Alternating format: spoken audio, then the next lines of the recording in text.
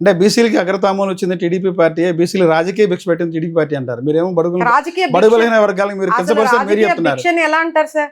రాజకీయ అవకాశం కల్పించింది టీడీపీ పార్టీ, ఎలా అంటారు? ఆర్థికంగా చేయూతనిచ్చింది టీడీపీ పార్టీ. ఆంధ్ర రాష్ట్రంలో 5.5 కోట్ల మంది జనాభాలో సగ భాగం పైనే బీసీలు ఉన్నారు. రాజకీయ భిక్ష పెడితే మేము పెట్టాలి, అసలు వాళ్ళు మాకు భిక్ష పెట్టడం ఏంటి? ఈ జనాభా లెక్క కూడా నేను బీసీ సమన్వయ కమిటీలో రాష్ట్ర కన్వీనర్ గా ఉన్నాను సార్. రేపు రాబోయే జ్యోతిరావు పూలే, మహాత్మా పూలే గారి 11వ తారీఖున రాష్ట్ర వ్యాప్తంగా మేము నిరసనలు తెలియజేస్తున్నాం. ఎందుకంటే పక్క రాష్ట్రమైనటువంటి తెలుగు రాష్ట్ర తెలంగాణలో టీడీపీ పార్టీ ఆవిర్భవించే వరకు కూడా బీసీలకి రాజకీయంగా ప్రవేశం చెప్తారు. నిజమేనంటారా? టీడీపీ పార్టీ వచ్చిన తర్వాతే బీసీలు రాజకీయంగా చేయూతనిచ్చామని చెప్తారు. ఎవరు చెప్పారు సార్ అన్నమాట? చంద్రబాబు గారు చెప్తారు, పదే చెప్తారు కదా. అది బీసీలను ఆర్థికంగా గానీ, సామాజికంగా గానీ, రాజకీయంగా గానీ అభివృద్ధి చేసింది ఓన్లీ టీడీపీ అని చెప్తారు. మీరు ఒక బీసీ మహిళ. అవును, అంత కొంత న్యాయం చేశారంటే జగన్మోహన్ రెడ్డి గారే అంత కొంత న్యాయం చేశారు. అది కూడా పూర్తి స్థాయిలో చేశారని నేను చెప్పను. అంత కొంత ఈరోజు మహిళల్ని, ప్రత్యేకంగా మహిళల్ని గుర్తింపించి మహిళలకి పెద్ద పెద్ద పదవులు కట్టబెట్టి ఎక్కువ స్థాయిలో ఎస్టీ ఎస్సీలకు కానీ ఈరోజు డిప్యూటీ సీఎం గా ఇచ్చింది ఒక మహిళని, హోమ్ మినిస్టర్ గా కానీ, డిప్యూటీ సీఎం గా కానీ, గత ప్రభుత్వంలో వైసీపీ పార్టీ ఏదైతే డిప్యూటీ సీఎం ఇచ్చారో ఆ పదవుల నుంచి అంతా 4 గీసుకుంటా పనిచేయదని చెప్పి జనసేన నాయకురాలు రాయపాటి అరుణ గారు చెప్పారు.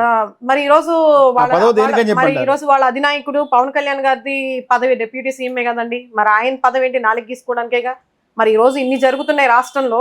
సనాతన ధర్మం అని చెప్పేసి రాష్ట్రంలో మత కొల్లాలని రెచ్చగొట్టే విధంగా ఆయన కొత్త వేషధారణలో, కూటమి ప్రభుత్వం రాగానే, అధికారంలోకి రాగానే కొత్త వేషధారణలో ప్రజల ముందుకు రావడం జరిగింది.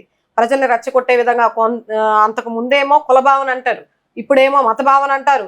ఆంధ్ర భావన లేకపోతే కనీసం మత భావనలో అన్నా ఉండమని చెప్పేసి ప్రజల్ని రెచ్చగొట్టి ప్రజల్లో ఈరోజు మత కల్లోలాలు, విద్వేషాలు, ఒకళ్ళ మీద ఒకళ్ళు వాళ్ళు కొట్టుకు సావాలన్నట్టుగా ఈరోజు రెచ్చగొట్టి మాట్లాడుతూ ఉన్నారు.